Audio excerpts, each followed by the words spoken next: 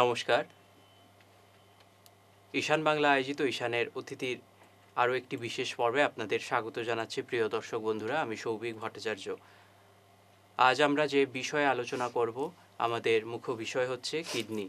আমরা কিডনি রোগ নিয়ে নানান বিষয় আজকে জানব এবং আমাদের মধ্যে আজ উপস্থিত হয়েছেন আমাদের এতদ অঞ্চলের একজন কিডনি রোগ বিশেষজ্ঞ ডক্টর অনির্বাণ সিংহ স্যার।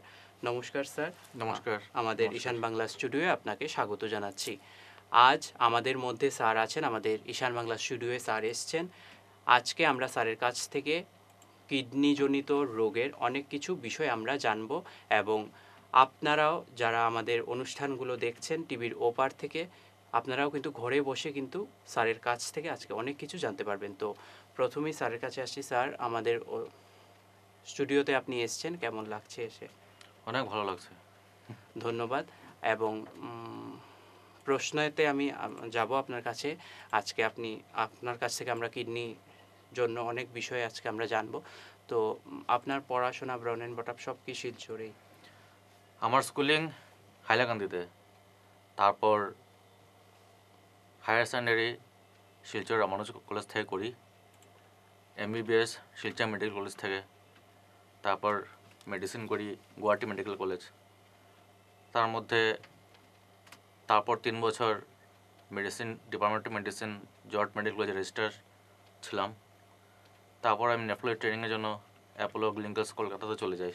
আচ্ছা, তো এখানে ট্রেনিং শেষ করার পর আবার নিজের জায়গায় ফিরে আসা, এটা আমাদের জন্য খুব একটা ভাগ্যের বিষয় এবং খুব আনন্দের বিষয় যে নিজের জায়গায় উনি আবার নিজের যে বিষয় উনি স্পেশালিস্ট হয়েছেন সেই বিষয়ে কিন্তু আমাদের জন্যই উনি এক কাজ করছেন। তো স্যার, প্রথমেই আপনার কাছ থেকে আমরা আজকে জানব কিডনির রোগটা কেন হয় এবং সের পেছনে কারণগুলো কি কি হতে পারে, আপনি আমাদের বলুন। হ্যাঁ, কিডনি রোগ কেন হয় আমি একদম সিম্পল কমন ভাষায় বলে দিচ্ছি, কোনো মেডিকেল টার্মস একদম ইউজ না করে, যাতে একদম কমন পেশেন্টস এবং ওদের রিলেটিভস অ্যাটেন্ডেন্টরা যাতে বুঝতে পারেন। Most common cause of kidney disease India এবং পৃথিবীর মধ্যে হলো গিয়ে ডায়াবেটিস। ঠিক আছে, ডায়াবেটিস মেলাইটাস যেটা, তারপর হাইপার টেনশন। ঠিক আছে, ওরা মেইনলি যেমন ক্রনিক কিডনি ডিজিজের কজগুলো। ঠিক আছে, তাছাড়া আরও কজ অফ এই ক্রনিক কিডনি ডিজিজের আছে, যেমন কয়েক রকমের গ্লোমেরুলার ডিজিজ, হ্যাঁ, যেমন immunological causes of glomerular disease, যেমন SLE ধরুন, আনকা ভাস্কুলাইটিস ধরুন, এইগুলো। তারপর অ্যাকুট কিডনি ইঞ্জুরি কিংবা অ্যাকুট কিডনি ডিজিজ, যেমন কোনো স্পেসিফিক একটা মেডিকেশনস আছে, ড্রাগস আছে, টক্সিনস আছে, ইনফেকশনস থাকলেও হয়। তারপর কোনো হার্টের কোনো প্রবলেম থাকলেও হয়, কিংবা কোনো ডায়াগনস্টিক প্রসিজিওর যেমন কোনো রকমের একটা কন্ট্রাস্ট স্টাডি ইউজ করলেও হয়। তো এগুলো অ্যাকুট কিডনি ডিজিজ আর কি, যারা ওই অ্যাকুট সেটিংয়ে কিংবা হসপিটাল বেস সেটিংয়ে একটা ক্রিটিক্যাল পেশেন্ট কিংবা একটা সেপসিস পেশেন্টের মধ্যে হতে পারে। তাছাড়া অনেক congenital causes of kidney disease আছে, যেমন ধরুন ম্যালফরমেশনস, যেমন ধরুন আমরা ক্যাকুট বলি, যেমন অনেক পেশেন্টরা আছে একটা কিডনিতে জন্ম হওয়া, কিংবা কিডনি আছে কিন্তু কিডনি ডিসজেনেসিস হয়ে গেছে, ওটা নর্মাল কিডনি নয়। হ্যাঁ, তাছাড়া আরও আছে যেমন প্রেগনেন্সি রিলেটেড কিডনি ডিজিজও আছে। এগুলো হলে গিয়ে আমাদের এই সচরাচরে কমন কজেস অফ এগুলো প্রবলেম হলে হতে পারে কিডনি হতে পারে। আচ্ছা, দর্শক বন্ধুরা, স্যার কিন্তু খুব সুন্দর করে বুঝিয়ে বললেন। অবশ্যই কিন্তু আশা করি আপনারা বুঝতে পেরেছেন। স্যার, অনেকেরই ধারণা আছে যে অনেকেই জল খুব কম খান, পুরো 24 ঘন্টার মধ্যে। তো একটা দিনের মধ্যে একটা সাধারণ মানুষের কয় লিটার জল খাওয়া দরকার? ওইটাতে দেখুন, এটা একটা ট্রিকি কোয়েশ্চেন, কোনো জোর জবরদস্তি নয়। যেমন জল কম খেলে যে কিডনি ডিজিজ ভালো হবে এরকম কিছু না। আমরা জল কখন বলি কম খেতে একটা ক্রনিক কিডনি ডিজিজ পেশেন্টের? যখন ওর কিডনি ফিল্ট্রেশন করতে পারছে না, ইউরিন বানাতে পারছে না। কারণ ইউরিন কোথায় বনবে? যেগুলো জল একটা মানুষ খাবে, একটা পেশেন্ট খাবে, ওইগুলো জল থেকে তো ইউরিন বনবে। তো যেহেতু কিডনি ইউরিন ফর্মেশন করতে পারছে না, ওই ক্ষেত্রেই গিয়ে আমরা বলি যে না, তখন আপনি জল কম খান। কারণ ওই সময় যদি জল রেস্ট্রিক্ট যদি না করেন, জল যদি বেশি খেয়ে খান তখন শরীর ফুলে যাবে, পা ফুলে যাবে, মুখ ফুলে যাবে, সেই জলগুলো লাংস এবং হার্টে গিয়ে আশেপাশে জমা হবে, শ্বাস প্রশ্বাসের প্রবলেম হবে, কার্ডিয়াক ডিজিজের প্রবণতাটা তখন বাড়বে। আদারওয়াইজ অনেকগুলো কিডনি ডিজিজ আছে যেগুলোতে জল বেশি খেতে হয়, যেমন কিডনি স্টোন ডিজিজেস। হ্যাঁ, ওইগুলোতে basic and one of the most proven ট্রিটমেন্টটা হলো গিয়ে জল বেশি খাওয়া। আর কয়েকটা যেমন সিস্টিক কিডনি ডিসঅর্ডার্স আছে, যেমন এডিপিকেডি, autosomal dominant polycystic kidney disease. ওইগুলোর আর্লি স্টেজে মানে জল বেশি খেলে ওই সিস্টগুলো মানে বড় হওয়ার প্রবণতা কমে যায়। আচ্ছা, তো ডায়াবেটিসের সঙ্গে তো কিডনির মানে প্রবলেম হওয়ার একটা লক্ষণ থাকতেই পারে। লক্ষণ আছে। তো এখনকার দিনে তো প্রত্যেকটা মানুষেরই ডায়াবেটিস আছেই। তো যারা ডায়াবেটিসে ভুগছেন তারা কিভাবে নিজের কিডনিকে একটু যত্ন করতে পারবেন, এটা যদি একটা টিপস হিসাবে আপনি আমাদেরকে দেন। শিওর। ডায়াবেটিস আমি আগেও বলেছি, one of the leading cause and the most leading cause of chronic kidney disease in India and worldwide. Diabetes মেলাইটাসের কথাই বলছি, দু রকম, টাইপ 1 অ্যান্ড টাইপ 2। টাইপ 1টা মানে অটো ইমিউন ডিসঅর্ডার, আর টাইপ 2টা as a constellation part of a metabolic syndrome হয়। দেখা গেছে যে টাইপ 1 হোক আর টাইপ 2 হোক, in most of the cases, in both cases, যে 30-40% অফ দ্য পেশেন্ট মানে ওরা ডায়াবেটিক কিডনি ডিজিজ ডেভেলপ করবেই, ঠিক আছে। আর ওই 30-40%-এর মধ্যে 30% they will lead to end stage kidney disease, বাকি 30% ওরা ওই স্টেজে রয়ে যায়, আর বাকি 30% উইথ মেডিকেশন রিজলভ হয়ে যায়, মানে কিডনি ডিজিজটা। এখন হলো গিয়ে তার মধ্যে দেখা যায় যারা ধরুন টাইপ 1 ডায়াবেটিক পেশেন্টস, যার মানে ফার্স্ট ডিগ্রি রিলেটিভস, মা বাবা ভাই বোন, ওরা যদি ডায়াবেটিক কিডনি ডিজিজে ওরা যদি অ্যাফেক্টেড, তাইলে ওর মধ্যে অ্যারাউন্ড 80-85% চান্স থাকে যে ডায়াবেটিক কিডনি ডিজিজ হওয়ার।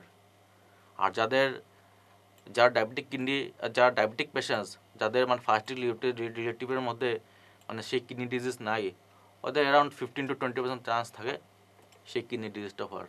সো ডায়াবেটিস আর কিডনি ডিজিজের ওখানে স্ট্রং রিলেশন আছে। কিন্তু তাছাড়া ধরুন ডায়াবেটিসের সঙ্গে যা মেটাবলিক সিন্ড্রোম যেটা বলেছিলাম, যেমন hyperuricemia, hypertension, obesity, মোটাপা, হাইপার ইউরেসিমিয়া মানে ইউরিক অ্যাসিড বাড়া আর কি, ওরা কন্ট্রিবিউট করে মানে কিডনি ডিজিজের প্রোগ্রেশনে। আচ্ছা, তো যাদের কিডনি রোগ মানে অলরেডি হয়ে গেছে, অনেক দর্শকরাও আছেন হয়তো আমাদের আজকে এই অনুষ্ঠান দেখছেন, ওনারাও নিশ্চয়ই জানতে চাইবেন। অনেকেই অনেক সময় যারা নেফ্রোলজিস্টরা আছেন, অনেক খাওয়ার মধ্যে একটা কিন্তু বাধা একটা থাকে। তো আপনি যদি আমাদের ক্যামেরাতেই বলে দেন, অনেকেই আজকে জানতে পারবেন যে কিডনি রোগ হলে কি কি খাওয়া দরকার এবং কি কি খাওয়া না মানে দরকারটা না, যেটা মানে যে খাবারটা কিডনিতে মানে বেশি এফেক্ট করে। এটা যদি আপনি একটু ডিটেলসে বলেন, বিস্তারিতভাবে বলেন। ওকে, ধরুন যাদের মানে ক্রনিক কিডনি ডিজিজ হয়ে গেছে, ঠিক আছে, আমি কমন কজ ডায়াবেটিসকে মানে এজ এ রেফারেন্স নিয়ে বলছি, কারণ ডায়াবেটিস মোস্ট কমন কজ। একদম, ওইটার জন্য ধরুন মানে ক্রনিক কিডনি ডিজিজ হয়ে গেছে, এখন পেশেন্ট এন্ড স্টেজে যায়নি, মানে পেশেন্টের সেই ডায়ালিসিস থেরাপি শুরু হয়নি, তখন আমাদের মানে এইম থাকে যে সেই ক্রনিক কিডনি ডিজিজ পেশেন্টকে এন্ড স্টেজে নিয়ে না যাওয়া, ঠিক আছে।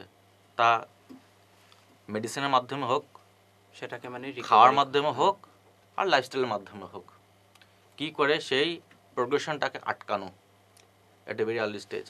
খাওয়াটা বলছি, যাদের আর্লি নেফ্রোপ্যাথি থাকে, যাদের মানে ইউরিন ঠিকঠাক পাস করছেন কিন্তু সেই এডুকেট অ্যামাউন্টটা করছেন না, ওদের জলের আমরা রেস্ট্রিকশন ততটুকু রাখি না যতটুকু আমরা একটা অ্যাডভান্সড কিংবা এনস্টেজ কিডনি ডিজিজে রাখি, কারণ ওরা তো ইউরিন পাস করছে না। সেকেন্ড হয়ে গিয়ে খাওয়ার মধ্যে নুন, ভেরি ইম্পর্ট্যান্ট, নুনটাকে রেস্ট্রিক্ট করা। এখন অনেক ডাক্তাররা কেউ অনেক বইও লেখা আছে মানে নুন কতটুকু নেবেন, মানে 5 গ্রামের কম নুন নেওয়া আর কি পার ডে। তো ওইটা একটা পেশেন্টের জন্য একটা অনেক হ্যাকটিক হয়ে যায়, কি 5 গ্রাম কী করে মেপে দেবো, চামচ এতটুকু নেবো না কতটুকু দেবো নাকি, ওই ক্যালকুলেশনটা মানে কোনো রকমের পারফেক্ট হবে না আর কি। প্লাস ওটা তো জাস্ট মানে যে নুন আমরা দেখছি, অনেক ক্ষেত্রে আছে নুনটা হিডেন নুন, মানে হিডেন সল্ট। যেমন আমরা যেগুলো প্রসেসড ফুড খাই, ঠিক আছে, ক্যান্ড পনির কিংবা ক্যান্ড অনেক কিছু, আচার, পাঁপড়, ডালমুট, ভুজিয়া, হ্যাঁ, ফাস্ট ফুড, প্যাকেটে চিপস, কুরকুরে, বারোমাসে ফুচকা, ওইগুলো অনেক হিডেন সল্টস থাকে। তো আমি সিম্পলি একটা অ্যাডভাইস দিচ্ছি রিগার্ডিং মানে সল্ট কনজামশন, নুন কনজামশন। সিম্পলি এতটুকু ভাবুন যে ততটুকু নুন নেবেন জাস্ট একটা খাওয়ার একটা স্বাদ বোঝার জন্য, খাওয়ার জাস্ট একটা টেস্ট বোঝার জন্য, যা যৎসামান্য নুন দরকার তরকারিতে দেওয়া ততটুকুই, এক্সট্রা কোনো নুন নেওয়া না। ভাতের সাথে নুন, চার সাথে নুন, ওইটা খুব ইম্পর্টেন্ট। কিন্তু আমাদের এখানে লোকে একটা প্রবণতা চার সাথে নুন দিয়ে খায় আর কি, তো কোনো মতে না আর কি। ভাতের সাথে নুন, চার সাথে নুন, তারপর কোনো নোনতা জিনিস যেমন আচার, পাঁপড়, ভুজিয়া, ডালমুট বললাম, ফাস্টফুড, প্যাকেটের চিপস, কুরকুরে, বারোমজা, ফুচকা, চপ, সিঙ্গারা, যত আমার সল্ট কন্টেনিং জিনিস ওইগুলো না। আর ক্যান্ড অ্যান্ড প্রসেসড ফুড না, যেমন পনির, ক্যান্ড পনির যে থাকে, যে জলের মধ্যে ক্যান্ড পনির যেগুলো আসে, ওইগুলো ব্রাইন সলিউশন, মানে ওইটা হাইয়েস্ট কনসেন্ট্রেশন অফ সল্ট থাকে, যাতে নষ্ট না হয়। তো বেটার ফ্রেশ পনির নেওয়া, কিংবা ঘরে দুধকে ছানা কাটিয়ে বেনে পনিরটা খাওয়া আর কি। ওইদিকে আমরা নুন কনজামশনটা কমিয়ে দিতে পারি। সেকেন্ড হলে গিয়ে প্রোটিন কনজামশন, যেটা আর কি। তো প্রোটিন কনজামশন আর্লি স্টেজে যদি আমরা যদি করি, তাহলে ওই কিডনি ডিজিজটা প্রোগ্রেশন অনেক স্লো হয়ে যায়। তো বেসিক্যালি বলি মানে অ্যানিম্যাল প্রোটিন থেকে প্ল্যান্ট প্রোটিনটা বেশি খাওয়া, মানে নিরামিষ খাওয়াতে বেশি জোর দাও, আমিষ খাওয়াতে কম। যদি ধরুন অনেক আছে না, আমরা তো ম্যাক্সিমাম এখানে মাছে হয়তো বাঙালি, তো তো মাছ তো খেতে হবে। তো বেটার টেক মানে ছোট প্রজাতির মাছগুলো, ঠিক আছে, কই, মখা, পুঁটি, চ্যাং, ট্যাংরা, ওইগুলোই নেওয়া আর কি। একদিন গ্যাপ দিয়ে নিন। আর ডিম যদি খান, তাহলে ডিমের সেই সাদা অংশটা খাবেন, কুসুমটা খাবেন না। মাংস জিনিস যতটুকু পারেন মানে বাদ দেবেন। চিকেন খেতে পারেন, red meat better to avoid আর কি। তো ওইগুলো যদি মানে আমরা ফলো করি, তাহলে অবশ্যই আমাদের কিডনি রোগ থেকে আমরা একটু সতর্কতা অবলম্বন করতে পারবো। স্যারের কথার মাধ্যমে একটা ইম্পর্টেন্ট জিনিস এটা বলছি, ওইটা তো আমার ডায়েট বললাম, আর লাইফস্টাইলে একটা জিনিস বলছি। আমাদের এখানে পেশেন্ট মানে সবারই একটা স্বভাব আছে, ওই পানের সাথে সাদা গুঁড়ো, খয়ার, জর্দা, আর cigarette smoking. Tobacco in any form, cigarette smoking হোক, সাদা গুঁড়া হোক, জর্দা হোক, ওইটাও তিনি কম্প্রোমাইজ বন্ধ করতে হবে। না একটু খেয়ে নেই, না জাস্ট একটু সাদা করে বেজে খাই, ওইগুলো চলবে না আর কি। টোবাকো কনজামশন বন্ধ মানে বন্ধ। তার মানে ওইগুলোতেও কি কিডনির এফেক্ট পড়ে? হ্যাঁ, টোবাকো তো ডায়েট মানে এফেক্ট আছে কিডনিতে, মানে আর কি। যার কিডনি ডিজিজ হয়ে গেছে ওর উপর তো আছে, যার ধরুন কিডনি ডিজিজ এখনও হয়নি, তার উপর এফেক্ট করবে। প্রিয় দর্শক বন্ধুরা, স্যার খুব সুন্দর করে একটা সময় নিয়ে কিন্তু ভালোটিকে ডিটেলসে বলেছেন। অবশ্যই কিন্তু আপনারা স্যারের কথা শুনে কিন্তু বুঝতে পেরেছেন। আপনাদের যাদের এরকম সমস্যা আছে, আমি রিকোয়েস্ট করব এই আজকের এই অনুষ্ঠানের মাধ্যমে আপনারা কিন্তু সেগুলো একটু মেনে চলবেন। মেনে চললে কিন্তু আপনারাই সুস্থ থাকবেন, এবং আমরা যদি নিজে সুস্থ থাকি, আমরা কিন্তু একটা সুস্থ পরিবেশ গঠন করতে পারবো, সেটা আমি সবসময় বলে থাকি। তো স্যারের কাছে আমি পরের প্রশ্নে আসছি। স্যার, কিডনির সমস্যায় যখন একটা লাস্ট এই যে আমরা চলে যাই, তখন আপনাদের মাধ্যমে মানে আমরা দেখেছি বা শুনেছিও আপনারা ডায়ালিসিস থেরাপিতে কাজ শুরু করেন। তো সেই বিষয়ে যদি একটু বলেন, ডায়ালিসিসটা কি বা কিভাবে করেন? ডায়ালিসিস থেরাপিটা কি, আমি একটা সিম্পল ভাষায় বলছি। মানে আমাদের কিডনির ফাংশন, বেসিক ফাংশনটা কি, মানে রক্তকে ফিল্টার করা। যেমন যা মানে নাইট্রোজেনাস ওয়েস্ট প্রোডাক্টস, হ্যাঁ, যেগুলো আমাদের ডেইলি মেটাবলিজমের জন্য শরীরে রক্তে জমে যায়, ওইগুলোকে ফিল্টার করে বের করা। হিপপিরিয়ডস বলো, ইন্ডোল বলো, যাগুলো থাকে আর কি আমাদের nitrogenous West and uraemic products যেগুলো থাকে। এখন কিডনি তো ফেলার হয়ে গেছে, এগুলো ফিল্টার করতে পারছে না। ওইগুলো শরীরের মধ্যে জমে গেছে, জমে প্রবলেম করছে, ব্রেনে জমে এনকেফালোপ্যাথি করছে, হার্টে জমে পেরিকার্ডিটিস করছে, আর এসেট্রা অনেক কিছু করছে। ওটা একটা কমন একটা জিনিস। বাকি শরীরের যেগুলো মানে acid base regulation, electrolyte regulation, sodium, potassium আর অন্যান্য ইলেকট্রোলাইট রেগুলেশন, ওইগুলো কিডনি মেনটেন করে। প্লাস শরীর থেকে জল বার করার ক্ষমতাটাও কিডনি মেনটেন করে। ধরুন আমরা জল খেয়ে যাচ্ছি, কিডনি বার করতে পারছে না, তাই ফুলে তো একদম অবস্থা কাহিল হয়ে যাবে একদম। তাই কিডনি যেহেতু যা ফাংশন করছে না, তো কিছু একটা জিনিস তো লাগবে সেগুলোকে করার জন্য, বার করার জন্য। সেটাই বলে ডায়ালিসিস থেরাপি। ঠিক আছে, এখন ডায়ালিসিস থেরাপি দু রকমেরই আছে। একটা হলো পেরিটোনিয়াল ডায়ালিসিস, আর একটা হিমোডায়ালিসিস, কমন যেগুলো বলছি আর কি। পেরিটোনিয়াল ডায়ালিসিস আমরা ইন জেনারেলি কী করি, মানে আমরা অ্যাবডোমিনাল ক্যাভিটি, হ্যাঁ, মানে এমনি পাতি বাংলায় পেট পেট যেটা বলে আর কি, ওইখানে মানে আমরা ডায়ালিসিস ফ্লুইড ঢুকাই। তো ওইটা মানে ফিল্টার করে, কারণ অ্যাবডোমিনাল ক্যাভিটি লাইনিং পেরিটোনিয়াম থাকে, তো ওইটা অ্যাজ এ ডায়ালিজার হিসেবে কাজ করে। তো ওইটার মাধ্যমে থ্রুতে মানে ডিভিশন হয়, সব ফিল্ট্রেশন বেড়ে যায়। আচ্ছা, তো এটা সচরাচর যায় না কেন হয় না, but it is a very good practice. ঠিক আছে, আমরা ট্রেনিংয়ের সময় করেছি অনেক এগুলো। এদিকে ওই পেরিটোনিয়াল ডায়ালিসিসের চলনটা একটু কম। আর যাই হোক, হোয়াট এভার ইট মেবি। আর যারা most common form of dialysis যেগুলো চলছে এখানে, এটা হলো হিমিওডায়ালিসিস। হিমোডায়ালিসিস মানে ডাইরেক্ট শরীর থেকে মানে ব্লাড বের করে, যেভাবেই হোক, আমরা ওই টেম্পোরারি ক্যাথাটার, পার্মানেন্ট ক্যাথাটার দিয়ে বের করি, কিংবা ফিস্টুলার থ্রুতে বের করি। একটা মেশিন আছে, ডায়ালিসিস মেশিন, ওখানে ডায়ালিজার থাকে, যেটা মানে আর্টিফিশিয়াল কিডনি ধরো, ওইটা দিয়ে ব্লাডটা যায়, ব্লাডটা ফিল্টার হয়ে আবার শরীরে ঢুকে যায়। আচ্ছা, সেটা হলে গিয়ে মানে ডায়ালিসিস থেরাপি। আচ্ছা, এখন আমি অনেক পেশেন্টকে পাই যে ডায়ালিসিস থেরাপি অনেক ভয়, স্যার ডায়ালিসিস তো করাবো না, ডায়ালিসিস করলে মানে আমার জীবন শেষ। আরে ভাই, জীবন কী করে শেষ হতে পারে? যদি জীবন শেষ হতো, ওটা ডায়ালিসিস থেরাপি তো গভর্নমেন্ট ব্যান করে দিত। একদম, ঠিক আছে, ডায়ালিসিস থেরাপির জীবন শেষ হয় না। আমি অনেক পেশেন্ট দেখেছি হিমোডায়ালিসিসের উপরে আছেন 10 years, 15 years, even up to 20 years, ওরা ডায়ালিসিস থেরাপির উপরে আছে, মানে ওয়েল মানে লাইফস্টাইল চালিয়ে যাচ্ছে আর কি। সো ডায়ালিসিস থেরাপি নিয়ে কেউ ভয় পাবেন না। যখন ইন্ডিকেটেড হওয়ার দরকার হয়, তখন ডাক্তাররা তখনই বলবেন যে ডায়ালিসিস নেওয়ার জন্য, অযথা তো কেউ বলবে না। প্রিয় দর্শক বন্ধুরা, এই কথা শুনেও কিন্তু আপনারা বুঝতে পেরেছেন খুব গুরুত্বপূর্ণ একটা বিষয় কিন্তু আমরা আলোচনা করেছি। স্যার যে বললেন, অনেকেরই এটা ধারণা থাকে যে ডায়ালিসিস করলে যে জীবন শেষ বা এরকম কিছু, তো সেটা একদমই না। সেই যে ফিল্টারিং সিস্টেম যেটা আমাদের কিডনি করতে পারে না, সেই মানে সেটা করার জন্যই ডায়ালিসিস। স্যার একদম বিস্তারিতভাবে বুঝিয়ে বলেছেন, অবশ্যই কিন্তু আপনারা বুঝতে পেরেছেন। এখন আমি আরও একটি কথা বলছি, আমাদের টিভি স্ক্রিনে কিন্তু কনসালটেশন নাম্বার দেওয়া থাকবে। আপনারা যদি কেউ স্যারের সাথে কনসাল্ট করতে চান, যোগাযোগ করতে চান, বা কোনো কিডনিজনিত রোগের জন্য যদি আপনারা স্যারকে আপনি দেখাতে চান এই অনুষ্ঠানের মাধ্যমে, আপনারা কিন্তু অবশ্যই সেই নাম্বারে কিন্তু ফোন করে যোগাযোগ করতে পারবেন, এবং আমাদের টিভি স্ক্রিনে সব ডিটেলস দেওয়া থাকবে। সেই ডিটেলসগুলো দেখে কিন্তু আপনারা বুঝতে পারবেন। স্যার, এখন আমি পরবর্তী প্রশ্নে আসছি। আগেও আমরা এই কথা বলেছিলাম যে কিডনির জন্য কি কি খাওয়া দরকার এবং কি কি খাওয়া দরকার না, সেটা আমরা বুঝেছি। এখন আমার আরও একটা প্রশ্ন সেটা হলো আপনি বাইরে আগে বললেন কলকাতাতে আপনি প্র্যাকটিস করেছেন, তো সেখানকার চিকিৎসা পরিষেবা, এবং আপনার একটা ইচ্ছা ছিল যে আপনি আবার সব কোর্স করে কিন্তু আপনি নিজের জায়গায় এসে আপনি কাজ করবেন। তো আমাদের শিলচরে কিডনির জন্য কি সব ফ্যাসিলিটি আছে আপনি যতদিন থেকে কাজ করছেন? বা যদি কিছু থাকে না, সেটা মানে আরও কি উন্নত করলে ভালো হয় চিকিৎসা পরিষেবা নিয়ে যদি আপনি কিছু বলেন। আগের থেকে মানে শিলচরের যে নেফ্রোলজি কিংবা কিডনি রিলেটেড ট্রিটমেন্টের যেগুলো ব্যবস্থা অনেক বেটার হয়েছে। এখন আগে যেমন 2-3টা প্রাইভেট হসপিটালেই সেই ডায়ালিসিস ফ্যাসিলিটি ছিল, এখন তো গভর্নমেন্ট প্রোগ্রামসের হেল্পে শিলচর মেডিকেল কলেজে ডায়ালিসিস সেন্টার আছে। ইভেন কি যতগুলো আসামের যতগুলো ডিস্ট্রিক্ট আছে, ওইগুলোর সিভিল হসপিটালে তো একটা করে ডায়ালিসিস ইউনিট আছে। ঠিক আছে, আমাদের বরাকবিলি যদি বলো, তাহলে তো শিলচর মেডিকেল কলেজে তো আছে অনেক বড় ইউনিট ওদের। প্লাস হাইলাকান্দি সিভিল হসপিটাল কিংবা করিমগঞ্জ সিভিল হসপিটাল, ওদের ডায়ালিসিস ইউনিট সেন্টার আছে। প্লাস এখন অনেক প্রাইভেট যেগুলো হসপিটাল আছে, প্রায় প্রাইভেট হসপিটালে ভালোই মানে ডায়ালিসিস সেন্টারগুলো আছে।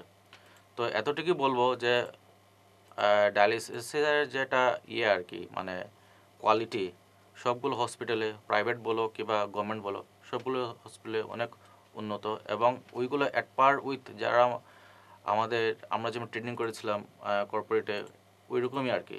আচ্ছা, হ্যাঁ, আর একটা কথা হলো গিয়ে যেমন আগে আমাদের এখানে যেগুলো পেশেন্ট ডায়ালিসিস শুরু করার জন্য যেটা ফিস্টুলা বানাতে হয় হাতে, ওইটা ফিস্টুলা করার জন্য বাইরে চলে যেতেন। কিন্তু আমাদের এখানে এখনও অনেক মানে ভাস্কুলার সার্জন আছেন, প্লাস্টিক সার্জন আছেন ইন হাউস, যারা মানে ফিস্টুলা করেন, কিংবা ডায়ালিসিসের জন্য যেটা টেম্পোরারি ক্যাথেটার বলো কিংবা পার্মানেন্ট ক্যাথেটার যেটা বলো, ওইটাও মানে এখন এখানে হয়।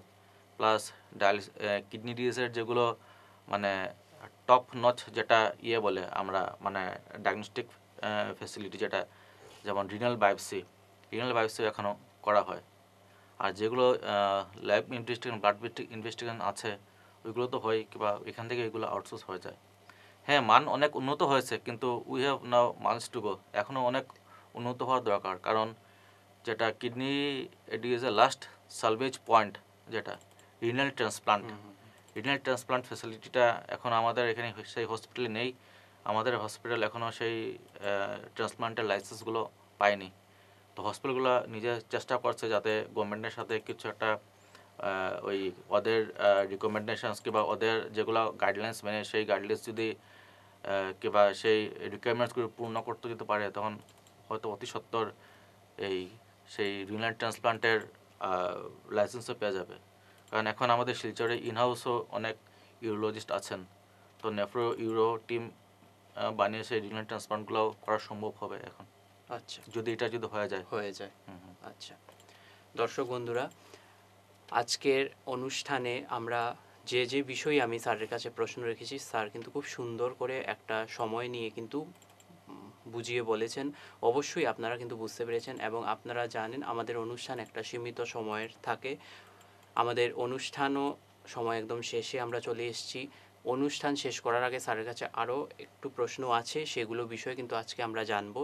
এবং স্যারকে আবারও ধন্যবাদ জানাচ্ছি, একটা ব্যস্ততা টাইমের মধ্যেও আপনি আমাদেরকে আজকে টাইম দিয়েছেন, এবং আজকের এই অনুষ্ঠান দেখে আমাদের দর্শক বন্ধুরা কিন্তু খুবই উপকৃত হবেন। স্যার, এখন যে প্রশ্নে আমি আপনার কাছে আসছি, অনেকেই ভাবেন যে অনেক রকম ওষুধের পার্শ্ব প্রতিক্রিয়া থেকে কিডনির রোগ হতে পারে, মানে মেডিসিন সাইড এফেক্ট যেটাকে আমরা বলি। তো সেটা কি একদম ঠিক, মানে মানুষের ধারণা কি ঠিক?